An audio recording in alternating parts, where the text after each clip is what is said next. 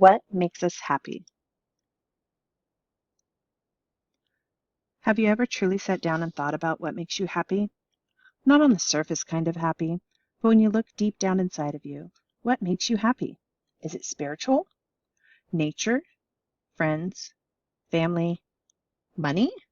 Experiences? Traveling? Or your pets? There are many things that can contribute to your happiness.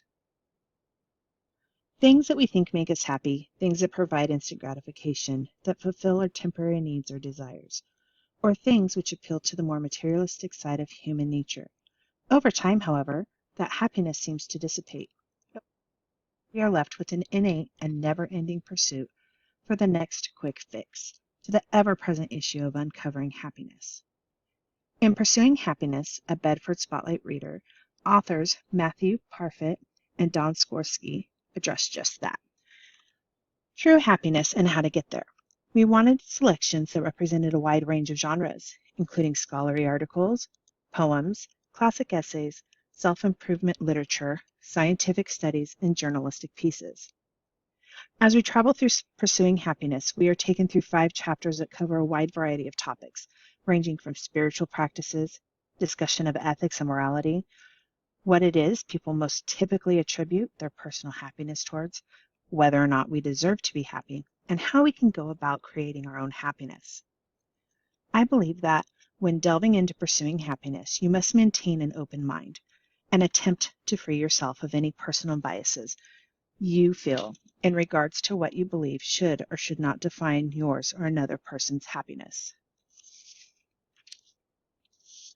While I would not personally consider myself the religious sort, there are many in the world that are, and derive a great deal of their self-worth, meaning, and in tandem with that, happiness from their faith.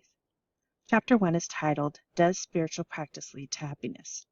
While this would typically be a section of the reading material I would graze over, or at least skim through, I feel it was an important piece, which served the overarching idea of this material to great effect.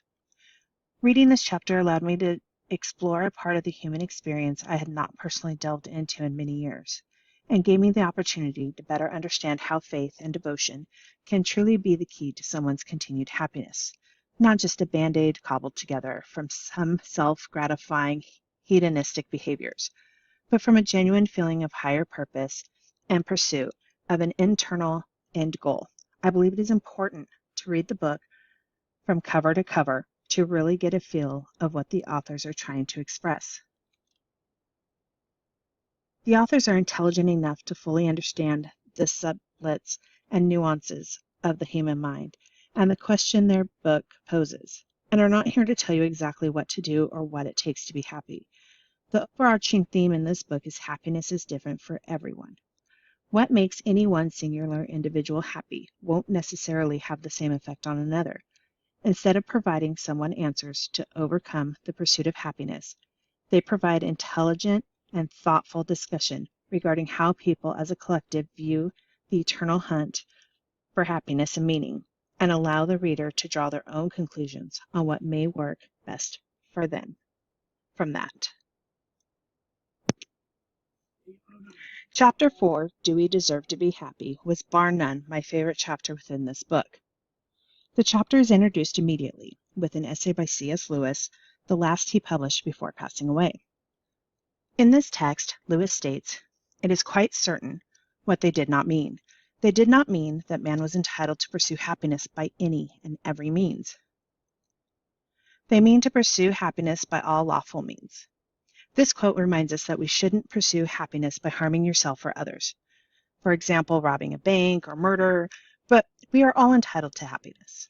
My favorite excerpt within this chapter is from Gilles Fraser. His column, Taking Pills for Unhappiness, reinforces the idea that being sad is not human.